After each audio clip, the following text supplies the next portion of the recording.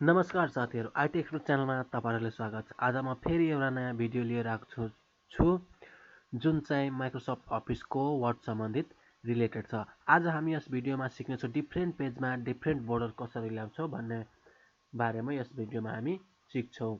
Different पेजमा different border कसरी ल्याउँछौँ भन्ने बारेमा आज हामी यस भिडियोमा सिक्नेछौँ। यसरी हामी डिफ्रेन्ट पेजमा वर्डमा डिफ्रेन्ट बोर्डर पनि ल्याउन सक्छौँ। यस भिडियोमा हामी सिक्नेछौँ।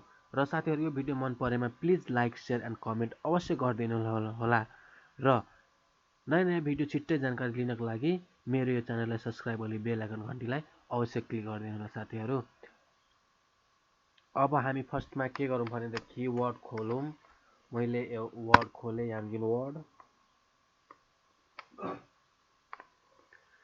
यो पेपर भन्नाले यो पेज हाम्रो जुम भएको छैन, जुम चाहिँ सानो भएको छ। यसलाई जुम गरौँ 100मा मैले यसलाई जुम गरेँ। अब अर्को पेज डाइरेक्ट लिँदाखेरि हामीलाई चाहिँ के गर्नुपर्ने हुन्छ भनेदेखि अर्को पेज हामी डाइरेक्ट लिन्छौँ भनेदेखि हाम्रो पेजमा सबै पेजमा सेम बोर्डर आउँछ, तर त्यसरी नगर्ने हामी। अब हामी के गर्ने भनेदेखि यहाँ पेज लेआउटमा पेज लेआउट मेनुमा जानुपर्ने हुन्छ हामीलाई। यहाँ गएर यहाँ एउटा ब्रेक भनेर आउँछ। मेरो ल्यापटप अलिक स्लो छ, यहाँ आयो पेज लेआउटमा। यहाँ ब्रेक्स छ, यहाँ ब्रेक्समा गएर नेक्स्ट पेज गर्नुपर्ने हुन्छ। यहाँ नेक्स्ट पेज छ, दिस सेक्सन ब्रेक्स छ, यसमा नेक्स्ट पेज गर्नुपर्ने हुन्छ। मैले नेक्स्ट पेज गरेँ, मेरो एउटा नयाँ पेज आएको छ। फेरि मैले के गरेँ भनेदेखि ब्रेकमा गएर यहाँ नेक्स्ट पेज गरेँ। हामीसँग 3वटा पेज भयो। यसरी 3वटा पेज हामीसँग छ। मैले अब फर्स्ट पेजमा गएँ, यहाँ गएर पेज बोर्डर छ, पेज बोर्डरमा गएर यहाँ बक्स लिएँ। बक्समा चुज गरिसकेपछि यहाँ म बोर्डर लिन्छु एउटा कुनै राम्रो खाले एउटा बोर्डर। ल यो लिए स्टार भएको। अब यसमा हामी ओके गरौँ। ओके गरिसकेपछि हाम्रो यो सबै पेजमा सेम आएको छ। अब नेक्स्ट पेजमा जाम। नेक्स्ट पेजमा गएर यहाँ बोर्डर छ, फेरि बोर्डर्समा जाम। बोर्डर्समा गएर यहाँ फेरि अर्को बोर्डर चुज गरौँ। मैले यो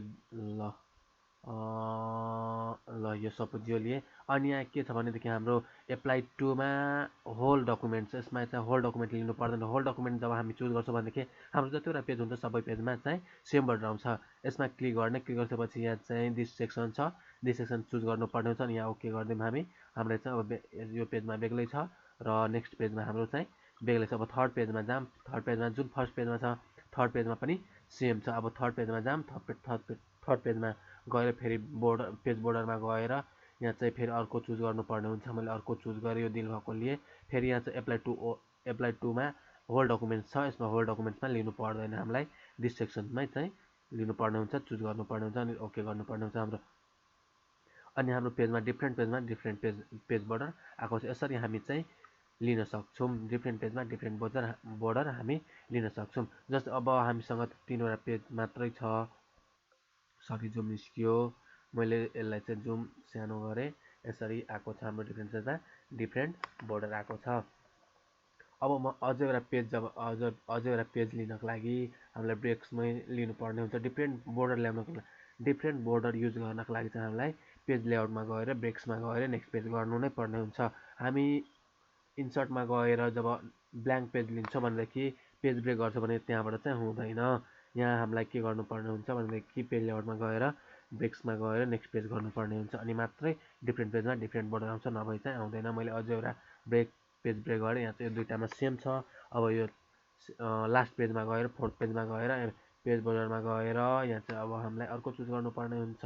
ल सपोज यो लिए, ओके गरेर यसरी हामी डिफ्रेन्ट पेजमा डिफ्रेन्ट बोर्डर ल्याउन सक्छौँ। तर चाहिँ मैले के गरेको थिएँ, त्यहाँ होल डकुमेन्टमा थियो हाम्रो। मैले कन्ट्रोल जेड गरेँ। अब फेरि पेज बोर्डरमा गएँ, यहाँ दिसमा गएर यहाँ एप्लाई टु यो दिएँ। एप्लाई टुमा होल थियो अघि, अनि सबै बोर्डरमा आएको छ। अब यहाँ चाहिँ दिस सेक्सन मात्रै गरेँ, ओके गरेँ। अब डिफ्रेन्ट पेजमा डिफ्रेन्ट बोर्डर हाम्रो आएको छ। यसरी सो भयो। यसरी हामी ल्याउन सक्छौँ डिफ्रेन्ट पेजमा डिफ्रेन्ट बोर्डर ल्याउन सक्छौँ। साथीहरू, अब हामी यस भिडियोमा सिक्यौँ डिफ्रेन्ट पेजमा डिफ्रेन्ट बोर्डर कसरी बोर्डर ल्याउँछ भन्ने बारेमा यस भिडियोमा हामी सिक्यौँ। र साथीहरू, यो भिडियो मन परेमा please like share and comment अवश्य गरिदिनु होला साथीहरू। र सब्स्क्राइब गर्न नभुल्नु होला साथीहरू। सब्स्क्राइब गरी बेल आइकन घन्टीलाई अवश्य क्लिक गर्नुहोला साथीहरू।